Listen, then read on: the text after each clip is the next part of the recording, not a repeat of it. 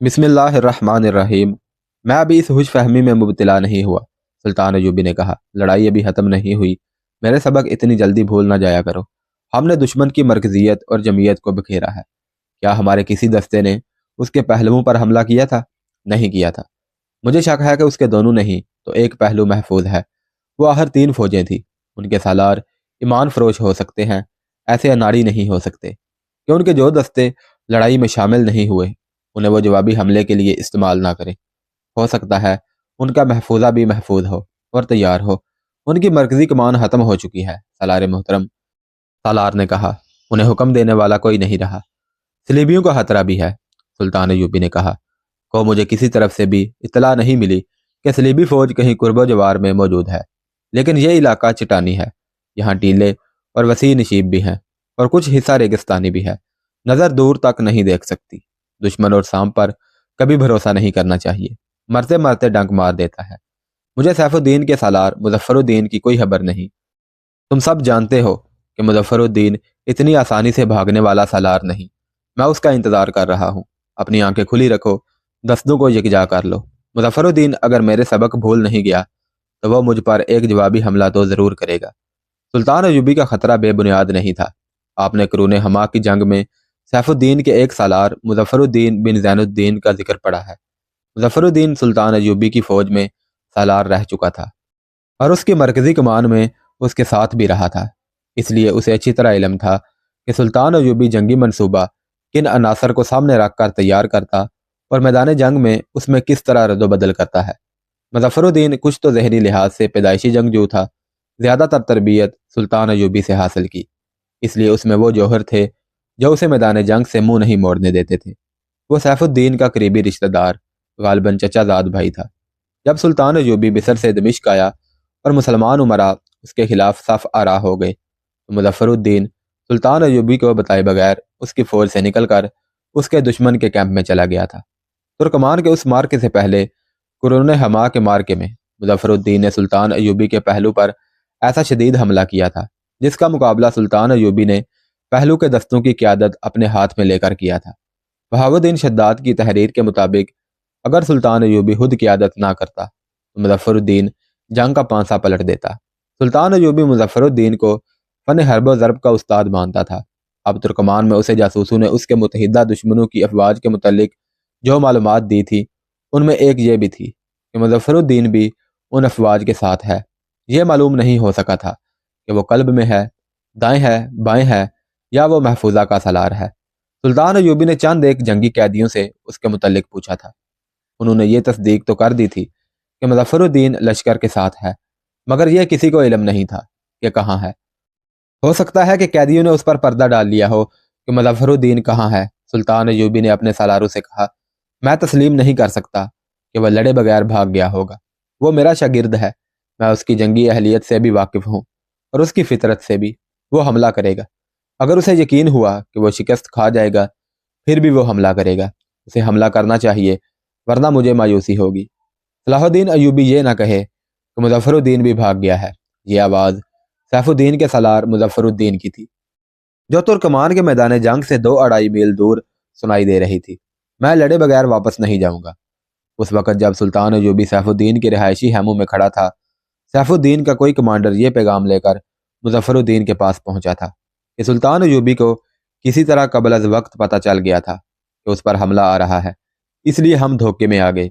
अब यहाँ लड़ना बेकार है। बेहतर यह है कि तुम भी वापस चले जाओ और अपने दस्तों को किसी और बेहतर जगह लड़ाने के लिए बचा कर ले जाओ। सैफुद्दीन ने इस पैगाम में अपने मुतालिक बताया था कि वो किसी को बताए बगैर मैदान जंग से जा रहा है।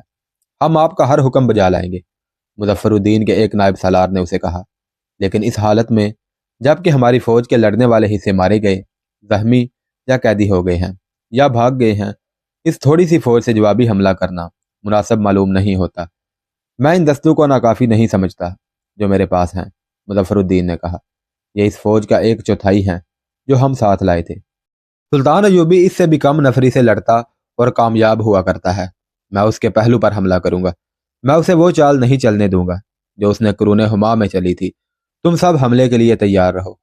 आली मुकाम सैफुद्दीन गाजी वाली मूसल 3 फौजों की नफरी से हार गए हैं, नायब सालार ने कहा। मैं अपने मशवरे को दोहराऊंगा कि इस थोड़ी सी नफरी से हमला करना उसे मरवाने वाली बात है। मैदान जंग में अपने हरम और शराब के मटके साथ रखने वालों के पास 3 के बजाय 10 फौजें हों तो भी उनका अंजाम यही होता है जो वाली मोसल सैफुद्दीन का हुआ है। मुजफ्फरुद्दीन ने कहा, मैं भी शराब पीता हूँ, लेकिन यह पानी भी ना मिले तो मैं परवाह नहीं करता। सुल्तान अयूबी मुझे ईमान फरोश और गद्दार कहता है, लेकिन मैं इसलिए उससे लड़ने से मुंह नहीं मोड़ूंगा कि वो मुसलमान है। ये 2 सलारू की टक्कर होगी, ये 2 पहलवानों का दंगल होगा, ये तेग जनों का मुकाबला होगा। अपने दस्तों को तैयार करो और याद रखो, सलाहुद्दीन अयूबी के जासूसों की नज़रें ज़मीन के नीचे भी देख सकती हैं। अपने दस्तों को आज रात और परे ले जाओ और हर तरफ दूर दूर तक अपने आदमी छोड़ दो। वो जिसे मशकूक हालत में घूमता फिरता देखें उसे पकड़ ले। उसने एक जगह मुंतहब कर ली थी जहां दस्तों को छुपाया जा सकता था। हमले के लिए उसने कोई दिन और वक़्त मुकर्रर ना किया। अपने नायब सालारू से कहा, सुल्तान अयूबी में लोमड़ी की चालाकी और खरगोश की फुर्ती है। मुझे मेरे मुखबरों ने बताया है कि उसने अभी माले गनीमत समेटा नहीं और उसने अपनी फौज के पहलुओं को भी नहीं समेटा। इससे पता चलता है कि वह पेश कदमी नहीं करेगा और यह भी ज़ाहिर होता है कि वह हमारे जवाबी हमले का खतरा महसूस कर रहा है। मैं उसे अच्छी तरह जानता हूँ, वो किस अंदाज से सोचा करता है। मैं उसे ये धोखा दूंगा, हम सब भाग गए हैं और अब हमले का खतरा टल गया है। ये अकल और फहम फरासत की जंग होगी। वह 2 दिनों से ज्यादा इंतजार नहीं करेगा। उसकी तरह मैं भी अपने जासूसों को उसकी नकलो हरकत देखने के लिए इस्तेमाल करूंगा। यूं ही वो माले गनीमत समेटने लगेगा और उसकी तवज्जो दाएं बाएं से हट जाएगी, हम उसके पहलू पर हमला कर देंगे। यही वो खतरा था जिसे सुल्तान अयूबी महसूस कर रहा था।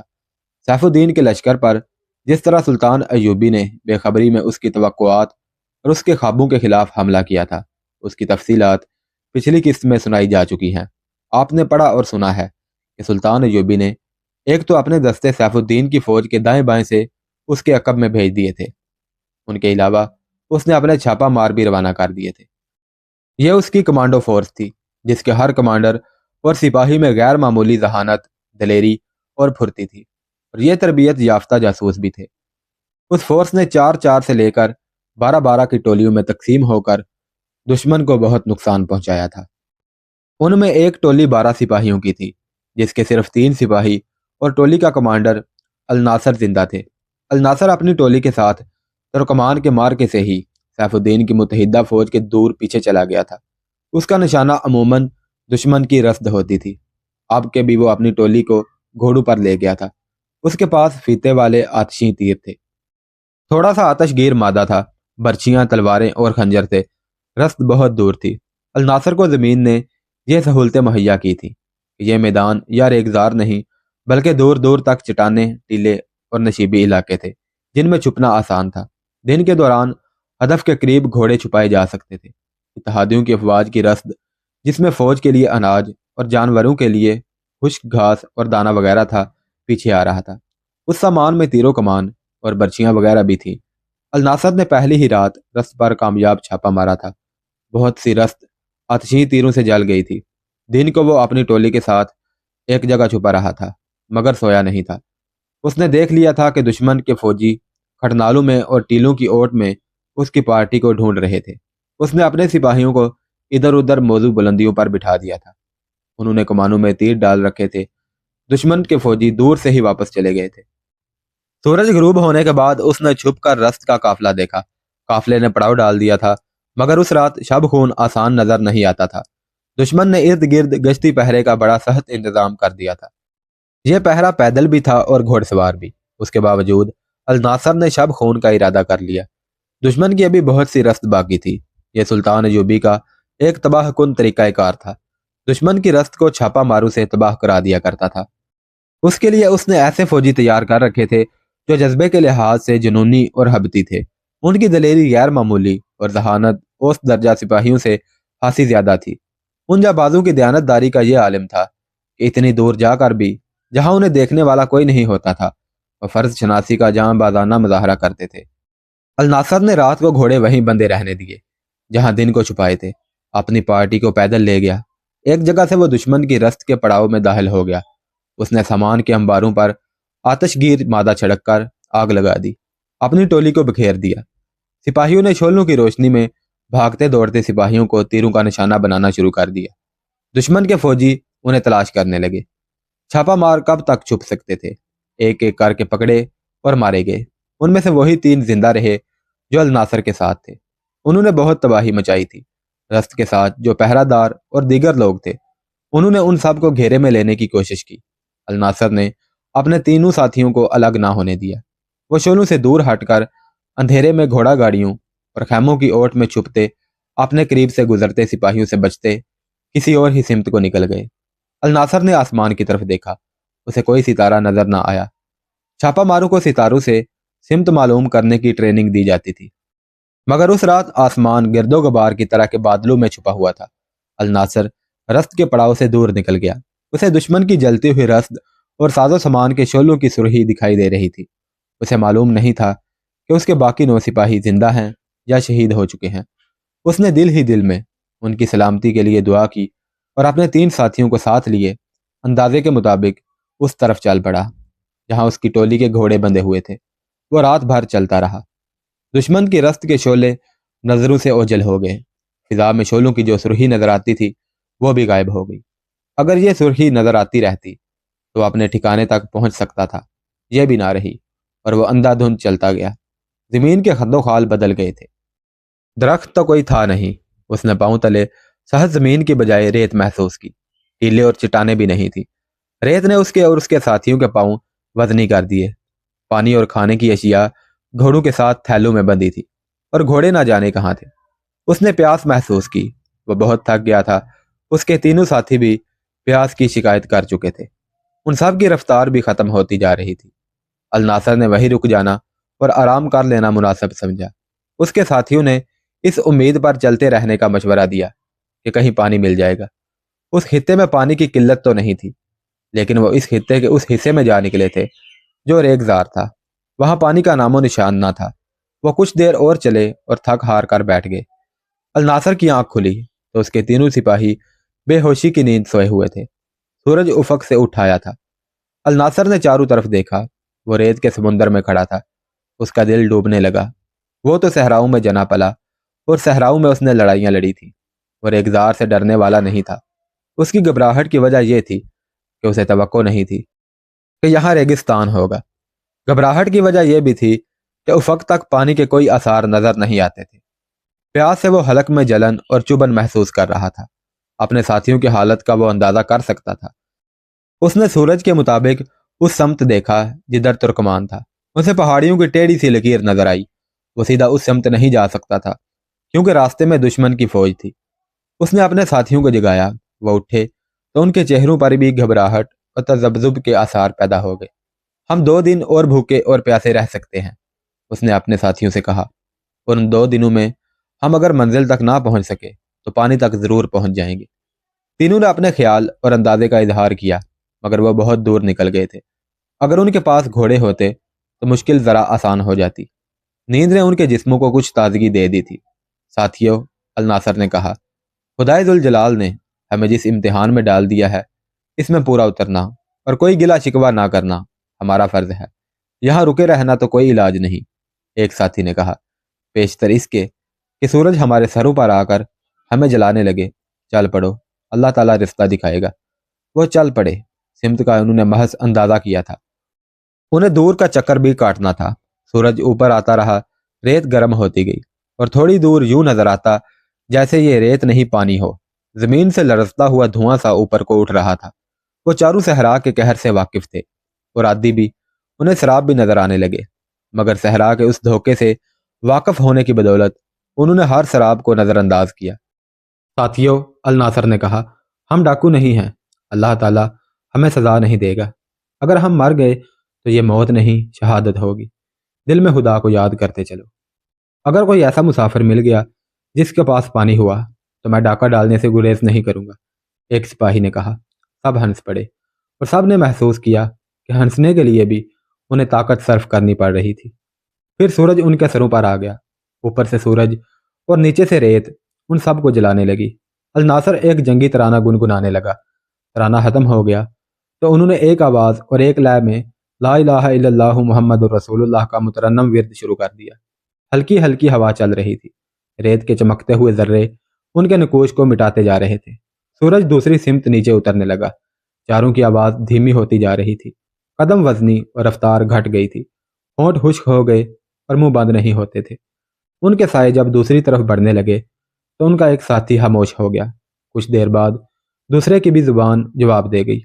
अलनासर और उसका तीसरा साथी सरगोशियों में ला इलाहा इल्लल्लाहु मुहम्मदुर रसूलुल्लाह का विर्द कर रहे थे। कुछ दूर गए तो सरगोशियां भी खामोश हो गईं। साथियों, अलनासर ने जिस्म की बची कची ताकत सर्फ करके कहा, हौसला ना हारना। हमारे जिस्मों में ईमान की बहुत नमी है। हम ईमान की ताकत से जिंदा रहेंगे। उसने अपने साथियों के चेहरों को बारी बारी देखा। वहां खून का नामो निशान नहीं था। सबकी आंखें अंदर को चली गई थी। सूरज गुरूब हो गया। ज्यों ज्यों शाम तारीख होती गई, रेत ठंडी होती गई। अलनासर ने साथियों को रुकने नहीं दिया। उनकी में जरा तेज चला जा सकता था। अगर वो कोई आम मुसाफिर होते तो कभी के गिर चुके होते।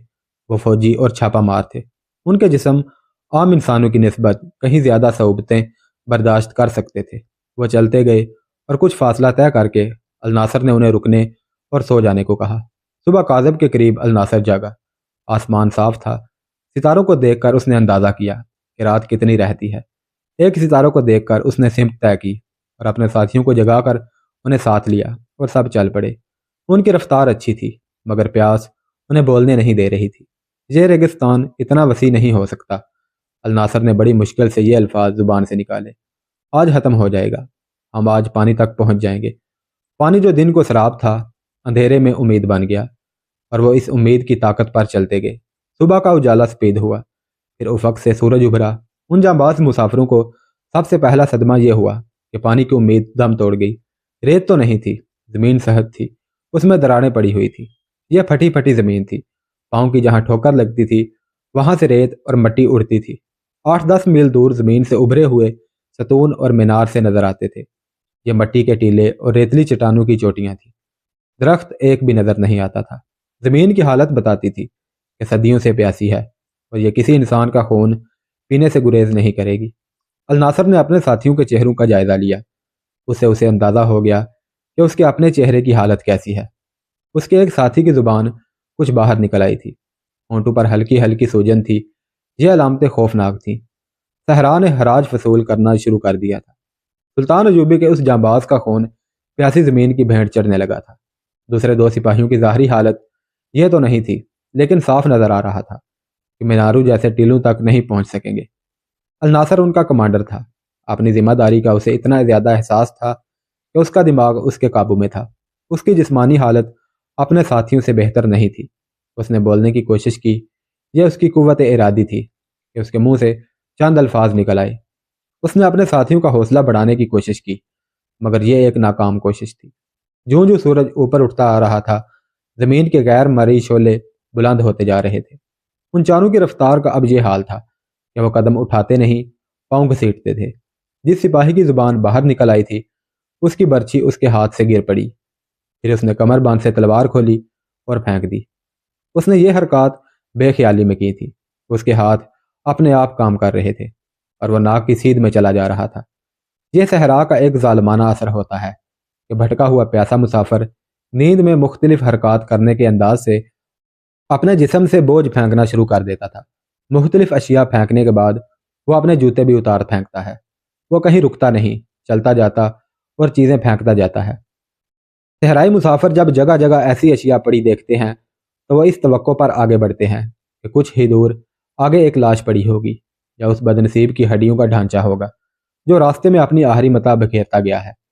सहरा ने अलनासर के एक साथी को उस मरहले में दाखिल कर दिया था जहां वह दुनिया की अशिया और अपने फ़राइज़ से दस्तबरदार हो रहा था। अलनासर ने उसकी बर्छी और तलवार उठा ली और इस सिपाही से बड़े प्यार से कहा, इतनी जल्दी ना हारो मेरे दोस्त। अल्लाह का सिपाही मर जाता है, हथियार नहीं फेंका करता। अपनी इज्जत और अजमत को रेत में ना फेंको। उसके साथी ने उसे देखा। अलनासर उसे देखता रहा। सिपाही ने अचानक कहकहा लगाया और सामने देखते हुए हाथ से इशारा किया। बड़ी जानदार आवाज में बोला, पानी, वो देखो बाग। पानी मिल गया और वो आगे को दौड़ पड़ा। वहां पानी था, ना पानी का शराब। वह जमीन ऐसी थी जहां शराब नजर नहीं आया करते। शराब रेत की चमक का होता है। उस पर सहरा का दूसरा जालमाना असर होने लगा था। یہ تھے واہمے اور ایسے تصورات جو حقیقی روپ میں دکھائی دیتے ہیں۔ پانی کی جھیلیں اور باغ نظر آتے ہیں، عمارتیں دکھائی دیتی ہیں، یوں بھی نظر آتا ہے جیسے 1-2 میل دور شہر ہے۔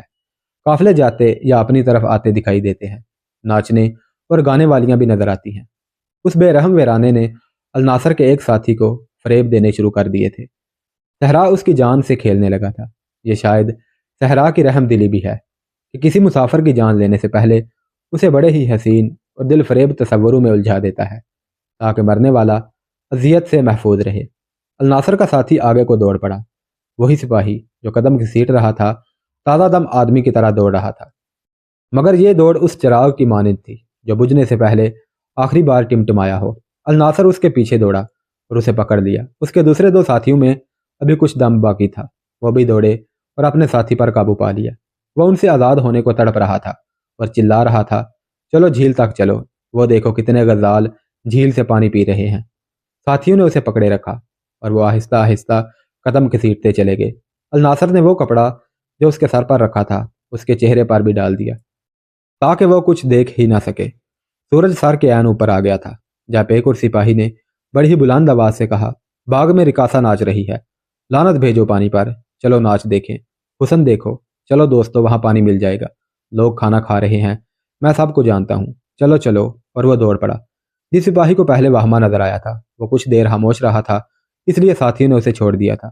وہ اپنے ساتھی کو دوڑتا دیکھ کر اس کے پیچھے دوڑ پڑا اور چلانے لگا، رکاسا بہت خوبصورت ہے، میں نے اسے قاہرہ میں دیکھا تھا، وہ مجھے جانتی ہے، میں اس کے ساتھ کھانا کھاؤں گا، اس کے ساتھ شربت پیوں گا۔ الناصر کا سر ڈول گیا، وہ صحرا کی صعوبتیں برداشت کر سکتا تھا، اپنے ساتھیوں کی یہ حالت اس کی برداشت سے باہر تھی، انہیں سنبھالنا اس کے بس سے باہر ہوا جا رہا تھا۔ اس کی اپنی جسمانی حالت بھی دیگرگوں ہو گئی تھی۔ اس کے ساتھ اب ایک ہی سپاہی رہ گیا تھا جس کا دماغ ابھی ٹھکانے تھا، جسمانی لحاظ سے وہ بے شک ختم ہو چکا تھا۔